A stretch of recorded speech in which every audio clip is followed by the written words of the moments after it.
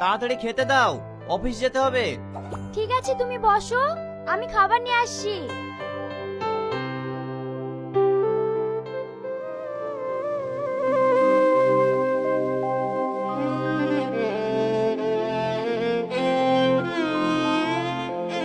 এই তোকে কেন ঢুকার কে পারমিশন দিল? চল বাইরে। মধুমিতা, আমাকে এই নামে কে ডাকলো? তুমি আমাকে চিনতে পারছো না মধুমিতা? কে? রিয়াজ, তুমি এতদিন কোথায় ছিলে? আমি তোমাকে কত খুঁজেছি, কোথাও পাইনি। তোমার এই অবস্থা কি করে এলো বলো না।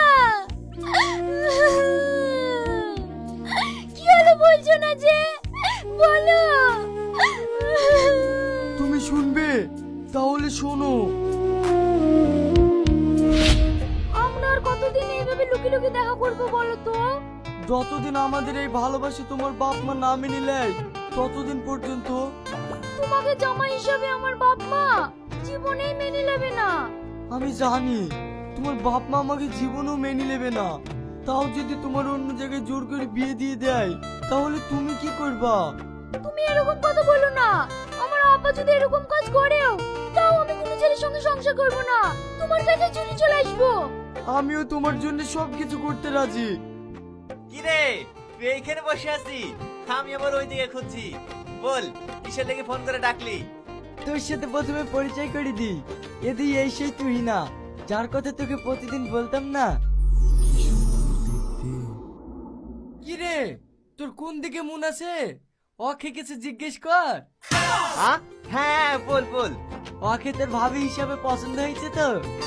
ওকে আমার খুবই পছন্দ হয়েছে। আয় তিনজন মিলে একটা সেলফি লি। ঠিক আছে।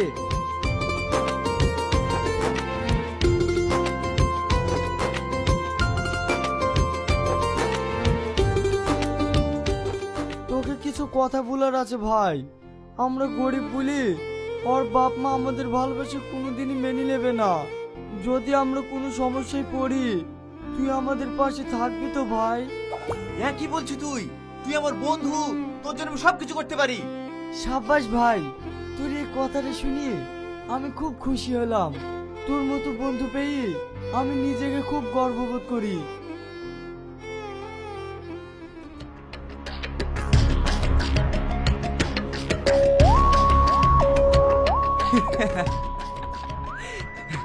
তুমি তো সুন্দর কেউ, কিন্তু তোমাকে আমি কি করে খাবো? না, তোমাকে আমাকে পেতেই হবে, নাহলে আমার শান্তি না। কোনো শান্তি না, আমি শান্তি।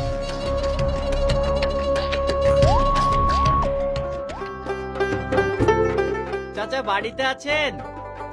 কে তুমি? আমি ওই পাড়া টুটুল মাস্টারের ছেলে টনি।